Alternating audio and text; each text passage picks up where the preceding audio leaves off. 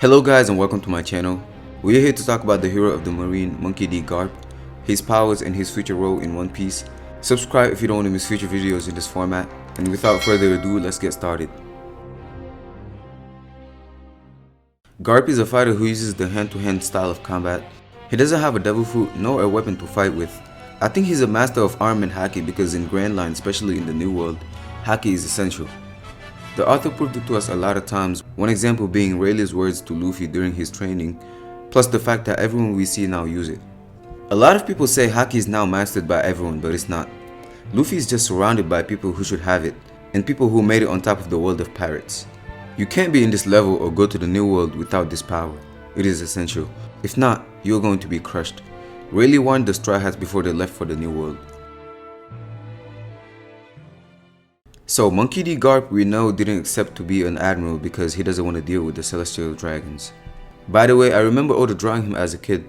He was on top of a tiger, which means he used to train and fight since he was a kid. Because there is no defense against the Fist of Love, you'd better watch out for his punches. He's been destroying mountains, fighting the strongest pirates of his generation without a devil fruit, which really excites me. How mysterious is his powers? Does he only use his bare hands to fight? Does he have Conquerors Haki? All these questions come into our minds when we think about this character. Now I want to focus on talking about his haki, because a character like this using his bare hands to fight and gain this much fame could only rely on his haki to fight top pirates. We know for sure he has arm and haki, and if you want more details you can go ask Luffy in episode 313 or 14. It was one of my favorite episodes though. It was so funny, the fact that the Straw Hats was actually looking at him, just outspeeding them and then punching Luffy, and then actually see that Luffy got hurt and was surprised. But jokes aside though, we've seen him use it against Chinjao. And plus, hear me out on this, I believe he has Conquerors Haki. This type of haki according to Ivankov could be inherited. Plus his rival Goldie Roger actually mastered its advanced form, and we saw him use it against Whitebeard. So imagine not mastering both Armament and Conquerors Haki in their advanced forms.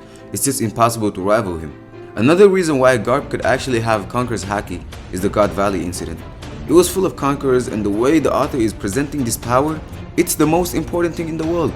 If you don't have this power, you won't compete with top tiers, and you won't split the skies. And since we got to the New World, every major clash involves Conquerors Haki. Luffy fighting Dofi, Katakuri, Kaido, or even Roger clashing Whitebeard, everything is about this power. We even got Kaido in chapter 147 saying this about haki minimizing the powers of devil fruits. The author is just trying to tell us that you can't make it to the top without this power. Like I said earlier, many people think we are getting too many conquerors, but again, Luffy is just surrounded by people who should have it. And since he's making it to the top, he's meeting more and more. So in order to fight the likes of Big Mom, Whitebeard, etc. who are confirmed users of conquerors, Garp needs this power too. It's just supposed to be as simple as that. He was not interested, like I said earlier, in being an admiral because he doesn't want to deal with the celestial dragons. And he also knows that he can't change the system by his own. So I do believe in the Monkey D Alliance before the end of the show to fight for the same cause. Garp was already confronted in making a choice of either saving Ace or fighting alongside the Marines. And we know how it ended. He's just not going to watch that happen again.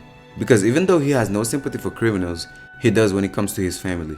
He is not against the idea of his son being a revolutionary because we've seen him in Water 7 talk about Dragon like it's supposed to be a normal thing, which is not. Dragon is a criminal. He also mentioned something like him meeting with Dragon. All of these small details are making me believe that this powerful family will end up being allies. In Marineford, we've seen Sengoku stop Garp because he was going straight to Akainu. The question to be asked here is, would Garp be able to demolish Akainu at that moment?